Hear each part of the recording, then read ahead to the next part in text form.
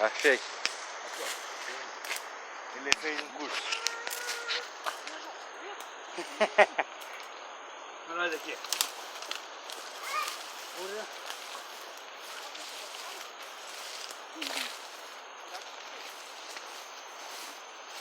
Opa, outro dia ele caiu no mato. Tesão, cara, ó.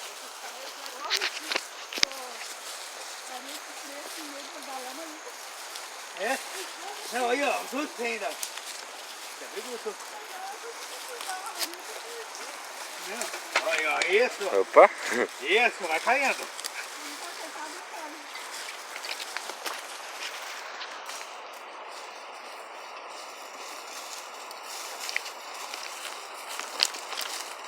Ainda bem que não vi, né, Edson?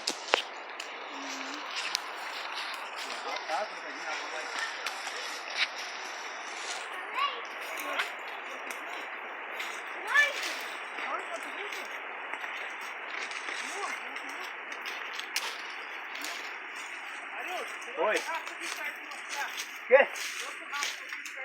O quê? Rastro. Vamos ver. Vamos ver. Deixa o rastro. Tem que ver. Esse é maior ainda. Ó. Esse é pata desse tamanho. Ó. Tá vendo? Ó, 3 dedos. O que é? O que é? Não sei lá. É um animal, João. Grande? Grande. Pesa em média aí 1.800 quilos. Então é uma Aí, ó. Chuta. Nós estamos no mato com a onça. Vamos catar essa onça com a unha agora. Tô de raiva. Isso aqui é o rastro, ó, o rastro da anta, ó. Quem nunca viu um rastro de anta, esse aqui é um rastro de anta. É de onça. Ah, da onça é aquele outro que nós vimos lá atrás. Ó. Nosso filmador tá aqui. Nosso repórter.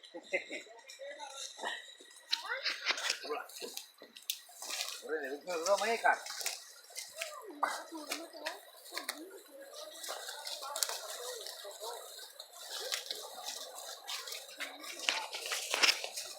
Olha, tesão.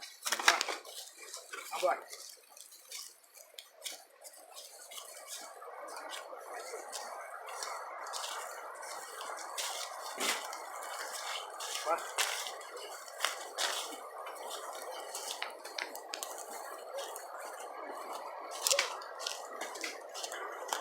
Olha que tesão. Subiu. Subiu. Meu Deus do céu, que tesão. Tá. Ó, a árvore da flava caiu, mano.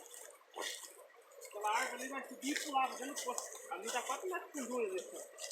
Só mediu. 4 metros de fundura.